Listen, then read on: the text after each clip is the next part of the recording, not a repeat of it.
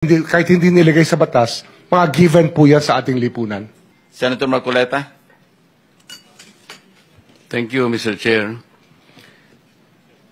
Mr. Secretary, a couple of days ago, in the last hearing when you were here, we somehow settled the issue that restitution is not a requisite for an applicant to the WPP. Is that correct? It's not in the law.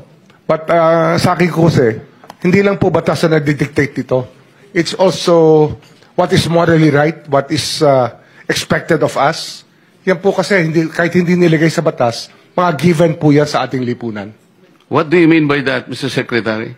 Kasi wala nga sa batas yung ano. Wala nga sa batas. Yung Then, requirements for admission to the witness protection. Ang restitution is not part of it. Yes, it is not. Oh, pero hindi ho nangangahulugan na hindi namin pwede i-layout yan depending on the case. Mr. Secretary, I am still in the stage where a particular applicant wishes to apply under that program. And there is a process.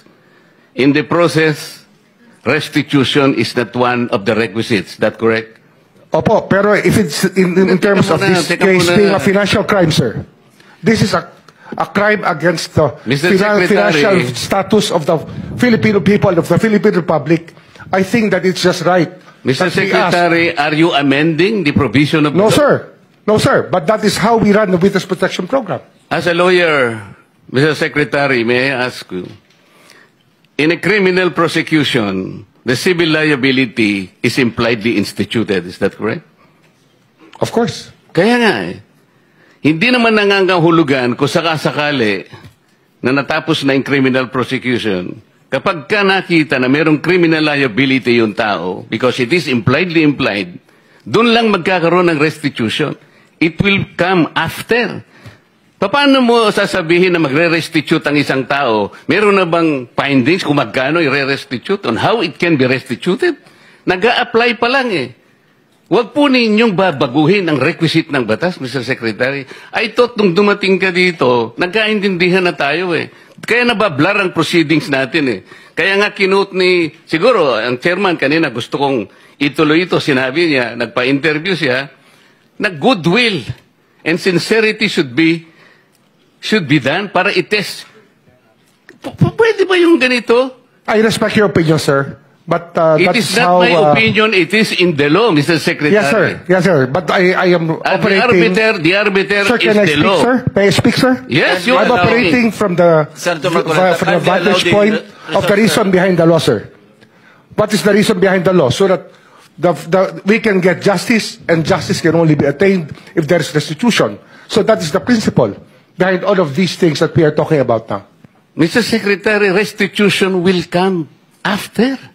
It cannot be... Sir, it can come before or after, sir. It can come before or after. You cite the law that it come before. Wala nga po sa batas eh. Huwag po din yung babaguhin ng batas, Mr. Secretary. We are operating on a unique set of facts, and we are... All of these matters are being evaluated because the gravity of this financial crime cannot be underestimated. And that the more assets that we're able to preserve at the outset, the better for our country, sir. Mr. Secretary, I'm very sorry for such a reasoning like that. Alam mo, nakikinig I'm very sorry, sir. Also, sir, I'm very sorry too, if you do not agree with me. But I respect your opinion, sir, and we will carry out our job as we deem fit, as we see. Mr. Chair, I said I am not expressing an opinion here. I am articulating the provision of law. You do not change the provision of law, Mr. Secretary. You may be disbarred from doing this. Then, it's your opinion, sir. It's your option, sir.